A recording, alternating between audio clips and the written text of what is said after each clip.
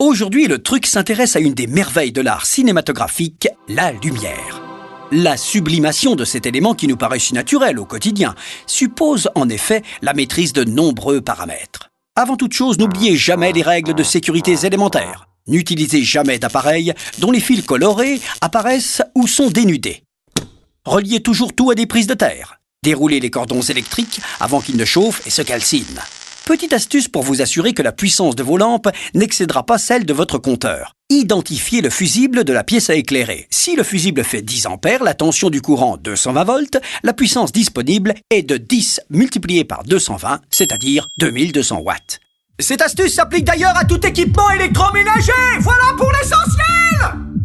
Plongeons maintenant au cœur du sujet pour évoquer une notion fondamentale, celle de la température de couleur. Vous l'aurez remarqué, la lumière du soleil change du bleuté matinal à l'orangé vespéral. Lord Kelvin élabora en 1848 un système de mesure qui permet d'associer des valeurs à ces différentes teintes de lumière. Il démontra que tous les objets, minéraux ou métaux, chauffés à haute température, émettent des rayons lumineux dont les teintes évoluent avec la température, comme celle de la lumière du soleil. Évalué en degrés Kelvin, 0 degré Kelvin égale moins 273 de nos degrés Celsius météorologiques, cette échelle donne par exemple les valeurs suivantes. Lumière d'une bougie, 1800 degrés Kelvin. Lumière d'une lampe halogène, 3400 degrés Kelvin. Lumière du jour, ciel dégagé, 5600 degrés Kelvin. Évidemment, les lampes utilisées au cinéma reposent sur la combustion de matériaux qui offrent une multitude de teintes. Elles sont donc identifiées scientifiquement par leur température de couleur. Nous y reviendrons. Une dernière précision, on distingue les lumières dirigées qui, comme celles d'un soleil dégagé, sont constituées de rayons lumineux parallèles et marquent franchement les ombres.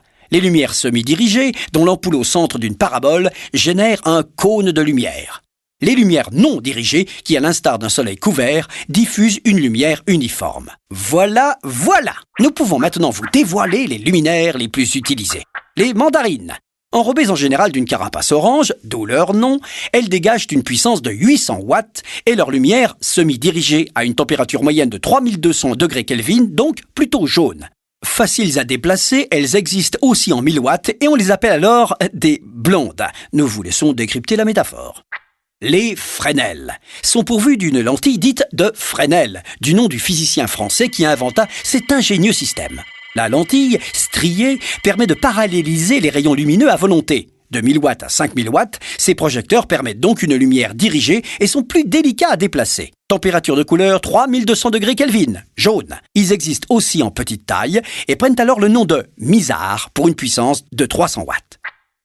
Les HMI, pour hydrargyrum medium arc loaded, sont donc des lampes à arc électriques très puissantes. Un HMI de 200 watts éclaire autant qu'un Fresnel de 2000 watts. De 200 watts à 18 000 watts, ils sont très fragiles et produisent une lumière semi-dirigée. Température de couleur 6000 degrés Kelvin, donc très proche de la lumière du jour. Enfin, les boîtes à lumière sont de grandes surfaces lumineuses qui peuvent être recouvertes de tissu blanc pour accentuer leur qualité de diffusion. La lumière est donc non dirigée et peut, selon le contexte, être fournie par des lampes de différentes températures. Là, avec ces 4 types de luminaires, vous pouvez déjà réaliser des miracles et nous vous montrerons comment procéder lors d'un prochain exposé. On récapitule. La lumière au cinéma repose sur des outils extrêmement dangereux qui permettent de teinter la lumière en irradiant des métaux et des gaz.